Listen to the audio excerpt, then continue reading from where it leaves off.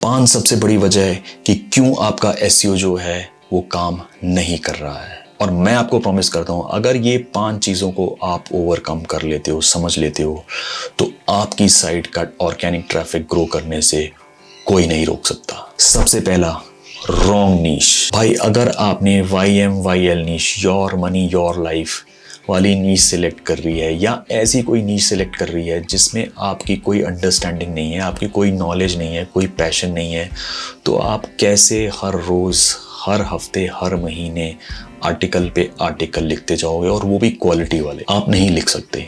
और more importantly YMYL नीश के लिए आपके पास एक अथॉरिटी, एक डिग्री होनी ही चाहिए। समझो कि आप हेल्थ की किसी टॉपिक के ऊपर लिख रहे हो या फाइनेंस के ऊपर लिख रहे हो, तो क्या आपके पास ऐसा कुछ है गूगल को दिखाने के लिए या दुनिया को दिखाने के लिए कि हाँ भाई आप फाइनेंस के बारे में लिख सकते हो, आप प्रोटीन शेक्स के बारे में लिख सकते हो? अगर नहीं, तो गूगल आपका ट्रैफिक कभी उठने ही नहीं देगा। अगर लोग आपके बारे में एज ए फाइनेंस एक्सपर्ट बात कर रहे हैं, हेल्थ एक्सपर्ट बात कर रहे हैं, किसी कॉलेज में आप एल्यूमनाई हो, हेल्थ मैगजीन आपके बारे में बात कर रहा है, आप हेल्थ एक्सपर्ट हो, या कोई फाइनेंस वाला पोर्टल आपके बारे में बात कर रहा है, आप फाइनेंस एक्सपर्ट हो, फिर तो आप उस नीश में रह सकते हो। लेकिन एक अननोन सा बंदा जिसकी हमें फोटो भी नहीं मालूम, जो बस ऐसे ही लिख रहा है कि मैं फाइनेंस एक्सपर्ट हूँ, और वो एक्सपेक्ट कर रहा है कि आज की डेट में उस नीश पे वो लिखेगा और उसका कंटेंट चलने लगेगा, तो भाई ऐसा नहीं होगा। आपको ये बात समझनी पड़ेगी। Number 2, wrong keyword selection. अब इंटरनेट पे जाके देखो, यूट्यूब वीडियोस पे जाके देखो, तो एक ही बात होती है, भैया लो कंपटीशन कीवर्ड्स निकालो, हाई वॉल्यूम वाले, और उस पे लिखना चालू करो। क्योंकि ना तो उस पे लिंक बनाने पड़ेंगे, वॉल्यूम बहुत हाई है, कोई उस पे लिख नहीं रहा है, तो आप उन कीवर्ड्स पे लिखोगे तो आपका रैंक करने लगेगा। हाँ भाई, ये स्ट्रैटेजी शुरुआत में तो थोड़ी बहुत चल सकती है, लेकिन ये लॉन्ग टर्म स्ट्रैटेजी नहीं है। आपको लो कंपटीशन कीवर्ड रिसर्च से टॉपिक बेस्ड कीवर्ड रिसर्च पे आना ही पड़ेगा, और जितनी जल्दी आ जाओगे उतनी जल्दी ट्रैफिक बढ़ेगा।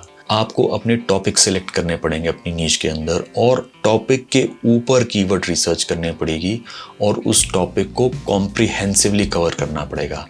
मतलब उसमें हाई कंपटीशन भी आएंगे, लो कंपटीशन कीवर्ड्स भी आएंगे, और ऐसे बहुत सारे कीवर्ड्स होंगे जिसमें आपको लगेगा कि यार इसमें तो मैं कभी रैंक ही नहीं कर पाऊंगा।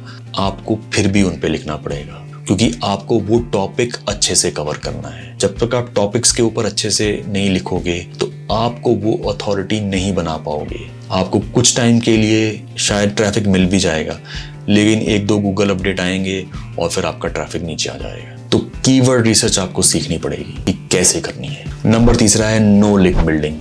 अब ये भी एक बहुत बड़ा कंट्रोवर्शियल टॉपिक है, क्योंकि अगर कोई बंदा ये बोलता है कि भैया मैं आपको ऐसी नीश बताता हूँ, ऐसे कीवर्ड बताता हूँ कि लिंक बिल्डिंग की ज़रूरत ही नहीं पड़ेगी, तो आप बहुत जल्दी अट्रैक्ट हो जाओगे। बोलोगे हाँ यार यही बंदा है, यही तो मैं ढूंढ रहा था, कि कोई मुझे ये बोले कि भैया लिंक बिल्डिंग की ज़रूरत नहीं है।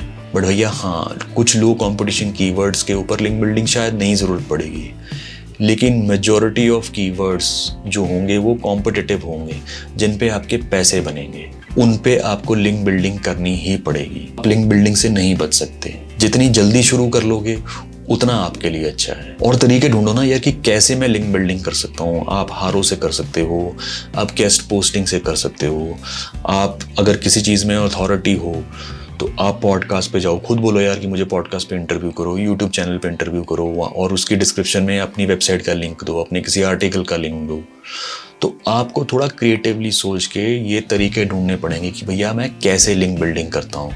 और वो कमेंट सेक्शन में जाके अपनी वेबसाइट का लिंक छोड़ना या सोशल प्रोफाइल्स बनाना, वो लिंक बिल्डिंग में नहीं आता। वो आप 1-2 बना सकते हो, बट वो लिंक बिल्डिंग नहीं है। लिंक बिल्डिंग वो है जहाँ या तो आपके बारे में बात हो रही हो, या जहाँ आपके किसी कंटेंट पीस के बारे में बात हो रही हो एक हाई अथॉरिटी वेबसाइट पे, तो वो लिंक बिल्डिंग होती है। और आप ये भी तो सोचो ना कि यार जब कोई किसी को लिंक पैक करता है ऑर्गेनिकली, कोई किसी को पैसे नहीं दे रहा, बोल नहीं रहा लिंक करने के लिए, लेकिन फिर भी वो उस आर्टिकल पे लिंक कर रहे हैं, तो उसका क्या मतलब होता है?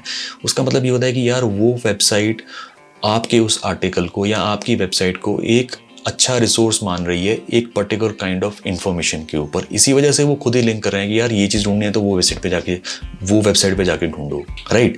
तो ये चीज़ गूगल उठाती है कि हाँ यार कोई दूसरी हाई अथॉरिटी वेबसाइट किसी ये XYZ वेबसाइट को लिंक कर रही है, तो इसका मतलब ये वेबसाइट खुद भी इतनी अच्छी है, इसी वजह से तो उसको भी अच्छा मान रही है कि ये हाई अथॉरिटी वेबसाइट है, अगर इस वेबसाइट को लिंक बैक कर रही है तो इसका मतलब ये भी मानती होगी कि भैया ये जो साइट है या ये आर्टिकल है ये अच्छा है, तो हमें भी इसको अच्छा मानने में कोई दिक्कत नहीं होनी चाहिए। तो यही बेसिकली लिंक बिल्डिंग है। और आपको ये भी समझना पड़ेगा कि भैया अगर आप लिंक बिल्डिंग शुरुआत से कर रहे हो तो एक लेवल के ऊपर आपकी वेबसाइट जो है वो गूगल अपडेट हिट ना करें, उसको भी आपको फ्यूचर प्रूफ एक हद तक बनाती है। अगर आपकी वेबसाइट के ऊपर कोई भी लिंक बिल्डिंग नहीं है तो आपका गूगल अपडेट्स का आपकी साइट के ऊपर हिट करना का बहुत ज़्यादा चांस है। Number 4, content issues. अब ये भी वो चीज़ है जो ज़्यादातर लोगों को समझ में नहीं आती है। उनको लगता है कि यार बस 4-5 आर्टिकल पढ़ो और वहाँ से कुछ अपनी लैंग्वेज में बना के आर्टिकल डाल दो तो बन गया कंटेंट।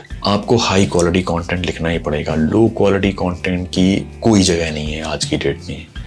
कोई ना कोई गूगल अपडेट ऐसा आएगा जो आपको हिट कर जाएगा और फिर आपको समझ में नहीं आएगा कि भैया मेरा लिंक बिल्डिंग की वजह नहीं की है उस वजह से हुआ है या मेरे कंटेंट की वजह से हुआ है। क्योंकि रिमेंबर आज की डेट में जितने भी अपडेट हैं वो EEAT और हेल्पफुल कंटेंट के अराउंड ही रहते हैं या प्रोडक्ट रिव्यूज़ के अराउंड रहते हैं। तो आप ऐसा नहीं कर सकते कि AI से कंटेंट लिखा वहाँ पे चिपका दिया। अगर आप AI यूज़ कर भी रहे हो तो आपको उसको हैवीली एडिट करना पड़ेगा, उसको थोड़ा पर्सनलाइज करना पड़ेगा। अपनी फ़ोटोज़ या वीडियोज़, अपने ग्राफ्स, कुछ ना कुछ ऐसा लगाना पड़ेगा कि वो एक नया कंटेंट पीस लगे।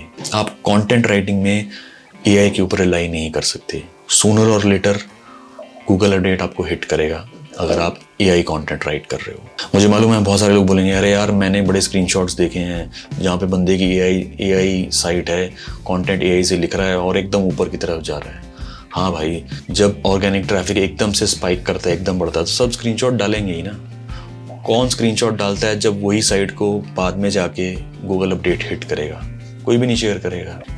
इसका मतलब ये नहीं होता है यार कि अगर आज गूगल अपडेट ने आपकी साइट को नहीं पकड़ा है तो कल नहीं पकड़ेगा। आज नहीं तो कल पकड़ ही लेगा ना अगर साइट अच्छी नहीं है तो। Number 5, Google updates. अब ऑलमोस्ट हर महीने कोई ना कोई अपडेट आ रहा है पिछले कुछ महीनों से और बहुत सारे लोगों को यही समझ में नहीं आता कि हर गूगल अपडेट का मतलब क्या है। आपको हर गूगल अपडेट को एनालाइज करना पड़ेगा, उसको समझना पड़ेगा कि ये जो गूगल ने अपडेट निकाला है वो किन फैक्टर्स को देखते हुए निकाला है। और ये बिल्कुल ज़रूरी नहीं है कि आपकी साइट गूगल अपडेट से हिट हुई है तभी आप उसके बारे में समझो। आपको नॉर्मली पता होना चाहिए कि गूगल अब क्या एक्सपेक्ट कर रहा है और क्या वो चीज़ें मेरे कंटेंट में, मेरी साइट में हैं। अगर नहीं है तो पहले ही डाल लो। हिट होने के बाद रिकवर करने में ज़्यादा मेहनत लगती है, अगर पहले कर लोगे तो वो ज़्यादा इजी रहेगा। और जैसे मैंने बोला जितने भी पास के अपडेट्स आए हैं वो 2-3 चीज़ों के ऊपर ही चल रहे हैं। एक तो EEAT, हेल्पफुल कंटेंट और प्रोडक्ट रिव्यूज़। अगर इन तीनों को अच्छे से समझ लेते हो तो बहुत सारे गूगल अपडेट्स जो होंगे, जो आ रहे हैं या आए हैं, वो आपको समझ आने लगेंगे। और अगर आपको लगता है कि यार आपको नहीं समझ आ रहा कि निश सिलेक्शन कैसे करनी चाहिए या हेल्पफुल कंटेंट अपडेट क्या है, तो जाके ये दोनों वीडियो जाके चेक करो और उनको अच्छे से ध्यान से समझो। और हाँ, कमेंट करो नीचे अगर आपको लग रहा है इन 5 जो रीज़न जो मैंने बताए हैं इनमें ऐसा कोई आपका वीक पॉइंट है या क्यों आप उन चीज़ों के ऊपर काम नहीं कर पा रहे हो, तो मुझे कमेंट्स में बताओ।